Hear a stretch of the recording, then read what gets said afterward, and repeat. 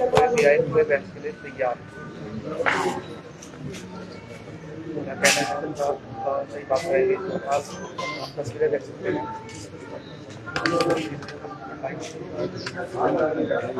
ये बात नहीं करते हैं आपको क्या कहना है। संदीप भाई, आज आपने ओपन डिबेट चैलेंज दिया है, क्या कहना चाहेंगे? देखिए, बड़ी अफसोस की बात है। मुझे उम्मीद तो थी कि ये लोग आएंगे और आज जनता के बीच अपनी बात रखेंगे, लेकिन अगर इन्होंने इतने मौके मिलने के बाद भी अगर कुछ किया होता तो आज शायद ये यहाँ पे बैठे होते और आप सबके सवालों का भी जवाब ये दे रहे होते। बीजेपी, कांग्रेस, निर्दलीय, ये सभी लोग मुद्दों से लोगों को भटकाते हैं, जात पात की बात करते हैं। कभी भी इन्होंने बड़ौदा के लोगों के लिए ना काम किया, ना इनकी नीयत। ये तो बस कोई कहता है कि मुझे वोट दे दो, मैं विधायक बनना चाहता हूँ। कोई कहता है मुझे वोट दे दो, ये मेरे जीवन का आखिरी चुनाव है। ये इतने समय, लंबे समय से ये मौके ही मांगते आए हैं। आज एक 30 साल के युवा ने जब इनको ओपन डिबेट के लिए चर्चा करने के लिए, बड़ौदा के अपने लोगों की समस्याओं के ऊपर चर्चा करने के लिए इनको खुले मंच पे बुलाया, लोगों के बीच बुलाया, तो आज ये छुपते फिर रहे हैं, ये फोन तक नहीं उठा रहे। बड़े दुख की बात है, लेकिन लोग देख रहे हैं। और मैं तो फिर आपके माध्यम से ये कहना चाहूँगा कि ये अगर अब भी मुझे बुलाएंगे तो इनका समय होगा, इनकी जगह होगी। अगर ये बोलेंगे हमारे घर में हमारे लोगों के बीच बैठ के हम डिबेट करते हैं, अपने लोगों के सामने भी अगर ये डिबेट करने को तैयार है, तो मैं वहां आने के लिए तैयार बैठा हूं। लेकिन मैं चाहता हूं कि मतदान से पहले लोगों के बीच इनको जवाब देना चाहिए, और इन्होंने काम किए तो वो बताए, और नहीं किए तो क्यों नहीं किए। 10 साल से हरियाणा में भाजपा की सरकार है, तो भाजपा ने बड़ौदा के लिए क्या किया वो बताना चाहिए। उपचुनाव में जो बड़ी बड़ी घोषणाएं, IMT, university, rice mill, factory, इन सड़कों को ये सिंगापुर से बेहतर बनाने की बात करते थे। हमें लगता था कि बड़ौदा तो चमक जाएगा। आज हालात ऐसे हैं, 90 विधानसभाओं में सबसे पिछड़ी विधानसभा बड़ौदा विधानसभा है। 54 गांव में से लगभग 50 गांव में पीने के पानी की समस्या है। लोग तो चांद पे प्लॉट पानी ढूंढ रहे हैं, हमारे गांव में पीने तक का पानी नहीं है। ये हालात इन पार्टियों ने हमारे साथ किए हैं, बड़ौदा के लोगों के साथ इन्होंने किए हैं।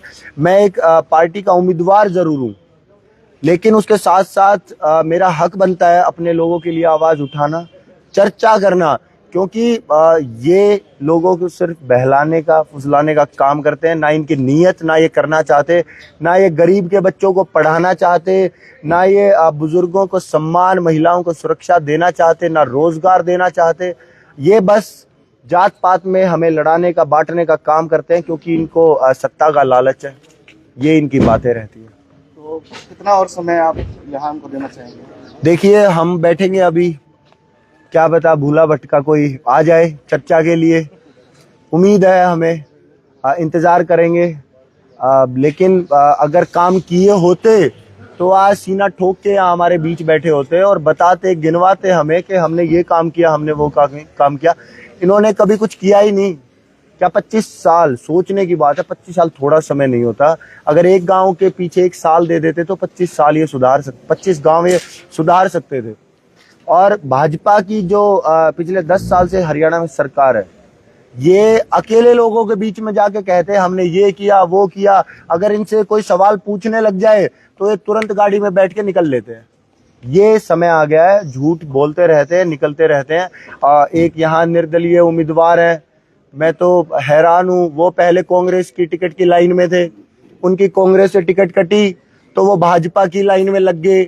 भाजपा से टिकट कटी, मैं तो ये पूछना चाहूंगा, क्या उनको भाजपा की जब वो टिकट की उम्मीद कर रहे थे तो क्या उनको वो 750 किसान जो शहीद हुए वो उनकी याद नहीं आई? या वो हमारी बहन बेटियां जिनको इन्होंने सड़कों पे घसीटा उनकी याद नहीं आई? या सरपंचों के साथ, कर्मचारियों के साथ, डॉक्टरों के साथ जो इन्होंने अन्याय किया, क्या इनको वो याद नहीं आया?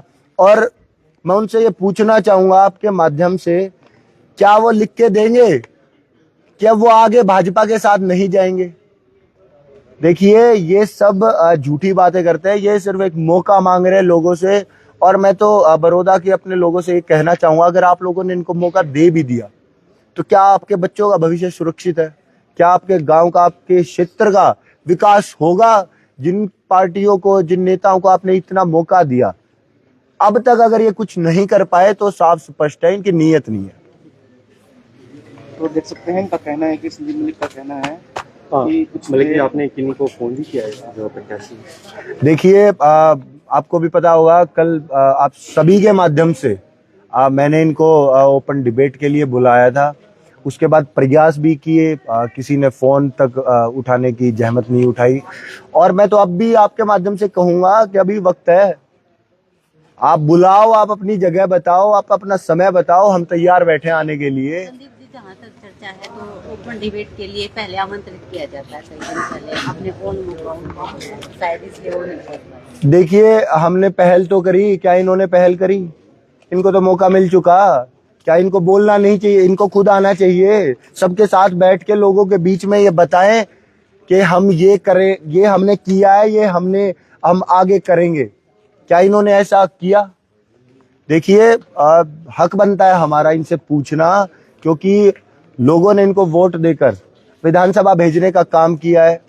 और आप अगर विधानसभा पहुंच गए और आप अगर चुप्पी साधे बैठोगे तो घर बैठे को कौन देगा? आपको लोगों के हकों के लिए लड़ना पड़ेगा, सड़कों पे उतरना पड़ेगा। बिना रोए तो माँ भी दूध नहीं पिलाती। आपको लड़ना पड़ेगा, और हमने इनको कभी लड़ते देखा नहीं। आप केजरीवाल की तर्ज पर हरियाणा में चुनाव लड़े, क्या कहना है? देखिए, अरविंद केजरीवाल जी तो आम लोगों के लिए काम करते आए हैं, पूरा रिपोर्ट कार्ड है। दिल्ली में करके दिखाया है, पंजाब में करके दिखाया है। रोजगार की बात करें, 10 साल में दिल्ली में 12 लाख नौकरियां, पंजाब में 2 साल में 50,000 नौकरियां देकर आए। और हरियाणा में अब युवाओं को रोजगार चाहिए, क्योंकि आपको पता है 20, 22, 25 साल के युवा अपने खेत, अपनी प्रॉपर्टी बेच के विदेशों में 2 नंबर के रास्ते से जा रहे हैं। तो क्योंकि वो यहाँ पे सुरक्षित महसूस कर नहीं रहे हैं। अब लोग जाग चुके हैं और अरविंद केजरीवाल जी को अब मौका देंगे। मैं तो फिर आपके माध्यम से कहूंगा, ये अगर मुझे बुलाए तो मैं आने के लिए तैयार बैठा हूँ।